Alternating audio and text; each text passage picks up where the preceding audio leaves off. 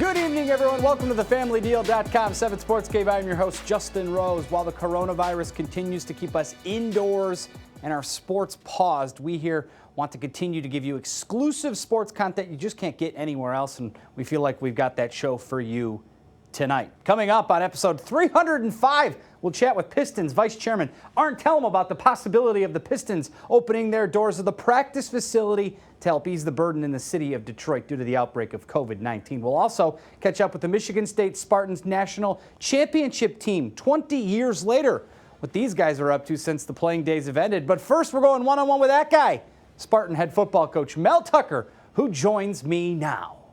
College football coaches all across the country trying to figure out just exactly when they're going to be able to get back on campus with their teams, extended back out to April 30th now with the social distancing rules. Michigan State head football coach Mel Tucker joining me now on the show. And Coach, how challenging has this past couple of weeks? I mean, not only are you trying to take over a new program and install a new culture, but you have to do it via Zoom meetings. Yeah, it's been quite a challenge. Thanks for having me on. I'm really proud of our coaches and our players. Our guys have been fully engaged. Our coaches have done a great job. It's a challenging time, but we're controlling what we can control, and we're moving in the right direction. Are you using this almost as trying to put as much positive spin on it as you can to have these guys kind of engage in the way that you want them to, even though it's not physically, it's through these meetings and it's a new way of learning and bonding, if you really look at it from that perspective? Yeah, we're doing everything that we can do, and a big part of what we're doing now is connecting with our players, not just from a football standpoint, but personally. We're a new staff, and we have to get to know our players. We want to get to know our players, and our players want to know us. And so not only do we, in our Zoom meetings, not only do we talk about X's and O's, but we also talk about things that are not football related. And that seems to be going a long way for us right now. Is there an upperclassman that's helping try to bond these guys? I mean, usually these are the guys that are running the morning workouts and whatnot. You really don't have to coach them up, if you will, to do these types of things. But with the distancing and the inability to get together, is there a couple of players that come to mind that are kind of helping rally the troops? Yeah, I'll tell you what, we have a leadership group, and those guys have done a great job. And when I go in and out of the meetings, the Zoom meetings, I see guys stepping up, every single day. We have tremendous leadership on our team. The guys really care about each other. They care about the coaches care about the players. And you can even see it with some of the workout videos that they post on GroupMe. You can see guys, really stepping up and showing some of the other guys what they're doing and encouraging each other and motivating each other to do better each and every day. And so I really like this football team. They like each other, and they love Michigan State football. And again, we're controlling what we can control right now. Mel, what's Michigan State football going to look like under your leadership? Michigan State football will be relentless. When you see us play, you will say those guys love football. They play hard. They're relentless. They play together. They're unselfish. They don't quit. We will play a brand of football that all of our Michigan State fans and alumni can be proud of. When you look at what Mark D'Antonio was able to do and what is able to build there, I mean, that had to have been something that was enticing to you, taking over a program that was already known for defensive mindedness and toughness. So bringing your style of relentlessness to that, it seems like a good fit. It's a great fit. Michigan State's a great place. This is where I started my coaching career in 1997 when Coach Saban gave me a chance. And I was at GA in 97 and 98. And it's always been a special place for me. Michigan State has always been about hard work. Roll your sleeves up. Toughness, mental and physical toughness, relentless style of play, great coaches, great players, and we plan to continue that tradition. I love that you've been getting out on social media, using Twitter to talk with some fans and what have you. Can you expect to do some more of that? I know fans are still trying to get to know you and your guys' staff, and I feel like you guys have done a pretty good job social media-wise trying to get yourselves out there so that people know who you guys are. Yeah, sure. I love to engage with the fans, and I'm making our coaches, our assistant coaches available to the media, and that's going to be it's going to be like that the entire year. So it's very important. Uh, our fans are the best in the country. We want to engage. They need to get to know us. We want to get to know them, and so right now, social media is the best way to do that. I did read a couple of those answers that you gave back to some of the fans, and one of them was the traditions. I know you like the Spartan Walk, but is there anything else that when you look at Spartan Stadium, game day atmosphere, that you maybe want to hype up a little bit more? Yeah, we're always looking to do something new and something different, and so we're having those discussions now. But I'm always up for pushing to raising the bar and pushing the envelope a little bit. So only time will tell, but you can anticipate some new things. I have heard that the fans are hoping a DJ is in the building at Spartan Stadium. So we'll see. We'll see if we can make that happen. We'll see. I love music, so we'll see what happens. Next thing, recruiting. Obviously, this is a really big time for recruiting as well. You can't have kids come and visit you guys on campus. I know how frustrating that must be from both sides of the party. How is recruiting going? I know I've seen you guys go after some big fish out there. I know you're not going to talk specifics, but at the same time, overall recruiting, how challenging has that been at this time? Yeah, we have a lot of players that are very interested in Michigan State right now, and our coaches are doing a great job. Our recruiting department, identifying players, evaluating players. We're getting the offers out that we need to get out on a daily basis.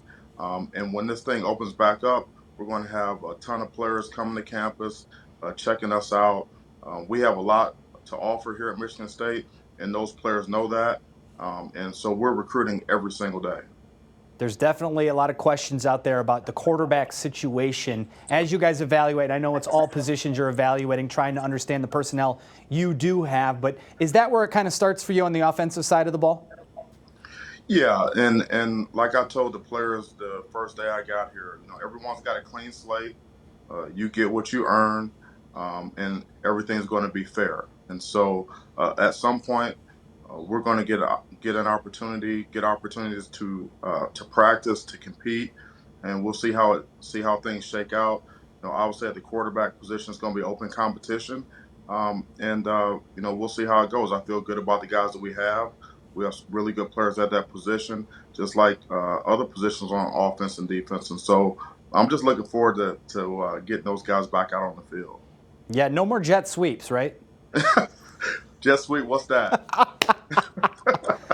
Mel, we'll get you out of here on this one. As you, obviously, we all know sports is secondary right now. The health and safety of all Americans is top of mind for not only football people, but everybody out there. What's your message been to your family, friends, and of course the Michigan State community that is all struggling to try to figure out when sports is going to come back, but also how they can help in the current crisis?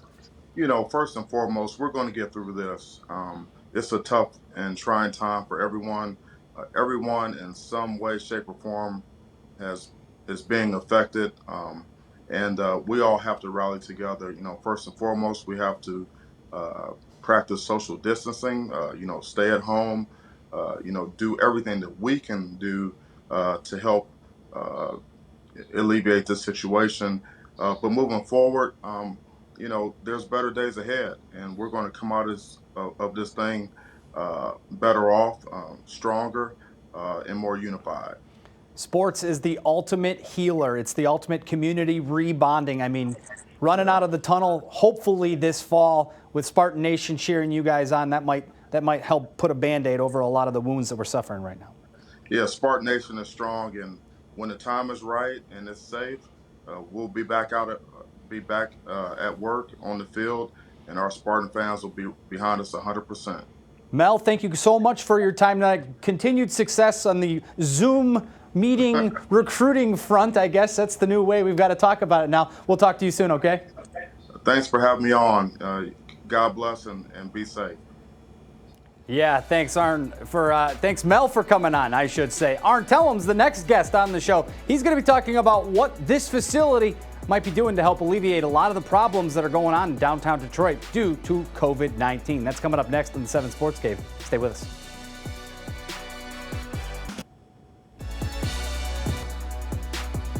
Welcome back to the FamilyDeal.com 7 Sports Cave. Now, yesterday we learned that the Pistons are offering up their practice facility to help ease the burden on the city of Detroit as they're trying to find more resources to help in the aid of our medical experts on the front line fighting the coronavirus. Pistons Vice Chairman Arn Tellem joins me now. And Arn, how are the Pistons trying to get involved? It started with my discussion with Tom Goris on how we might help the city and our community during this time of crisis. And I've spoken to the mayor and Wright Lassiter and Bob Riney at Henry Ford Health System. We have a partnership with Henry Ford Health System, and I know they're getting near capacity. And given that we're partners and we share our Henry Ford Health System Detroit Pistons Performance Center together, we thought it was a natural fit if they needed help. And, we understand that they're near capacity right now with COVID-19 patients. And the possibilities really were, one, to put potentially excess COVID-19 patients there. The second option would be to put other patients there that don't have COVID-19. And the third would be just a place for doctors, nurses, and other healthcare providers who are in the front lines and need rest, a place to sleep, and so they're close to work. And that discussion was also with the mayor. And this week, the Army Corps of Engineers, came out and looked at the facility as a potential place. And in case the crisis continues to escalate in the city, which unfortunately it's not looking good right now. Hopefully it will come under control and it won't be necessary, but we wanted to offer it in case it was necessary. So what proceedings have you made yet? Is it still, hey, we're open, let us know how to mobilize? Or have you done any mobilization of doing anything, adding different features like beds or separating rooms or different things? What have you guys done so far? No, we just got in the reviews back from the Army Corps of Engineers that they like the facility. It's under consideration. They're looking for multiple places in the city. And not much more than that. So we're sort of waiting, and I think we won't know specifically, I think, for another week or two as this crisis unfolds to see where the apex is. In your lifetime, seeing things as they unfold like the rest of us, I mean, you've seen tons of different things in your career and life. I mean, how has this affected you personally and professionally? Oh, no, this is something I've never seen in my life. This is... we're living in extremely challenging and difficult, trying times for all of us in this country and the world. And I think it shows, we're connected throughout the world. This isn't just a problem for one country. It crosses all borders, and we're all part of the world community. Two, it has great impact here in Detroit. Our organization has been impacted. One of our scouts is in a coma in a hospital in Knoxville, and we're praying for him. One of our players tested positive. Thankfully, he's come out fine. But we know a lot of people in this community that have had it, and we're praying for them to come through this. One of our dear friends, Marlo Stottlemyre, who worked at Henry Ford Health System and the Skillman Foundation at the age of 43, passed away earlier this week, and that's a horrible tragedy. And when you know someone, and it really strikes home what the impact is here, it's very personal. And I know we all know someone that's been affected by this virus, and our thoughts and prayers go out to this entire community. And we hope everyone stays healthy and all their loved ones stay healthy. And we're here to do what we can as an organization in the fight against this virus. You know, opening up your doors to your facility, something you said, like they came through last week. I'm sure, like, you could speak to a lot of different companies down in Detroit who hate to see how the city's been overrun by this. I mean, the chief of police now has it. I mean, so many of the officers have been exposed to it and are in quarantine now. Just from the Pistons' point of view, as a team that wants to integrate itself with the city, I mean, you guys are trying to do as much as you can to help curb some of this, aren't you not? Oh, no, we're going to do everything we can to help fight the virus and serve the entire Detroit community. It's terribly sad to hear about the police commissioner and whether it's the police or the healthcare providers. They're in the front lines, and it's really our duty and responsibility to give them all the tools they need and to give them all the support that we can. And we're here to do that in any way we can. I've communicated that with Wright and Bob Roney at Henry Ford Health System and the mayor, and we relayed those messages to the governor. We're all in to help in any way we can. Arn, I know that sports is not top of mind right now, nor should it be, but it is being affected. The NBA season still is in limbo. What can you share with us about any talks or any discussions that you might have had with the NBA as a whole about this season moving forward? Really, no one knows. We've been in regular talks with the league, and obviously there's hope if we can tamp down this virus and control it and get to a point where we can resume the season. That's the hope. But no one can sit there and say they know what's going to happen or predict.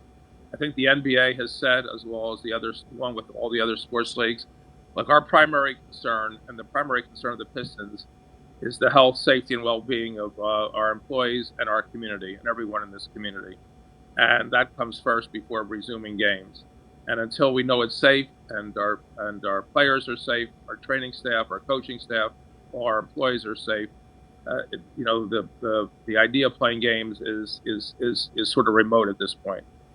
I know I'm feeling it personally. I guess I'll speak for myself and see if you have any. It is difficult because I think people look to sports often to try to escape the real world, if you will, now, but everybody is affected by this virus kind of the same. Are you struggling, as so many of us are, to try to find joy in a situation that doesn't seem to have a whole lot of it?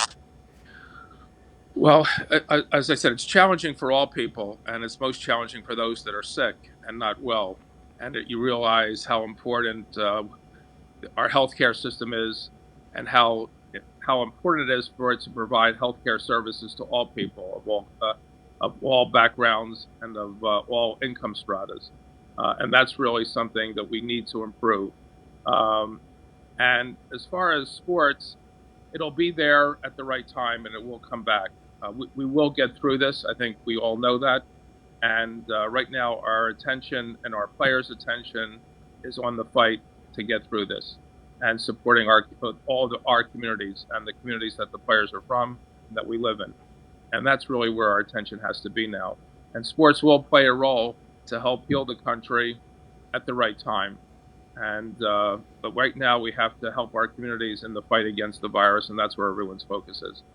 Arn, thank you so much for your time tonight. Couldn't have said it any better. Appreciate you and the Pistons for doing what they're trying to do to help everybody try to get through this difficult time. All right, take care, stay healthy to everyone out there.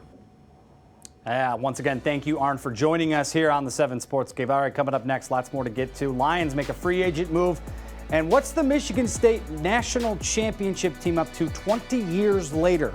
We'll talk about that coming up next. Stay with us.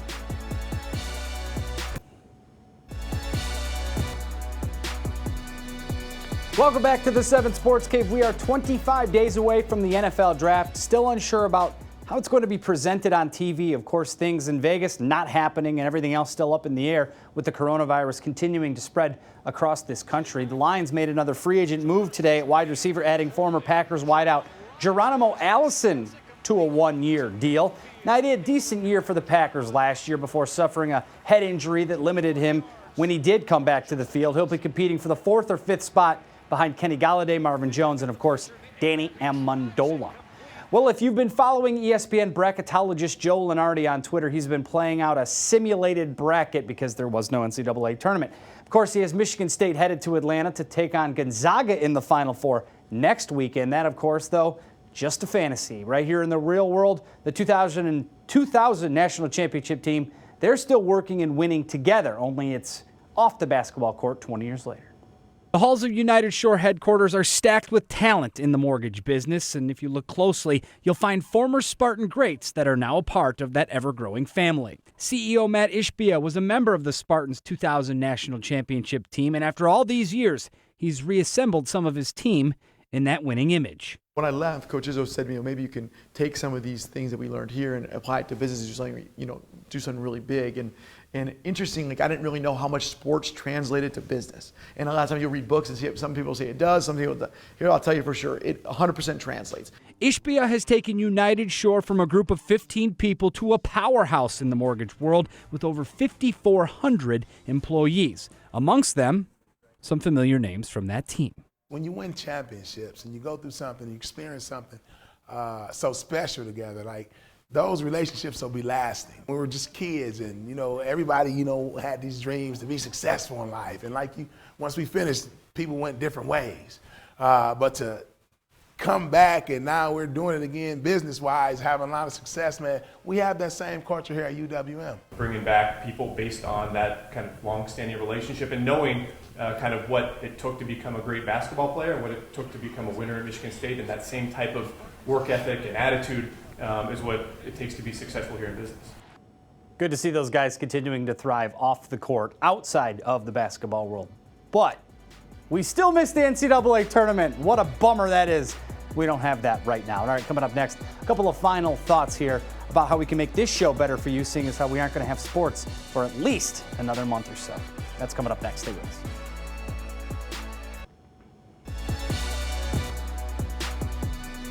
Welcome back to the FamilyDeal.com 7 Sports Cave. Well, we do know now that President Trump has asked to push back the stay-at-home disclosure until April 30th. That basically gives us another 32 days to do what we've been doing the past couple of weeks. Stay at home, avoid crowded areas, hanging out with friends, and that just is very tough to do. We all know that. We've been doing it for the past week or so.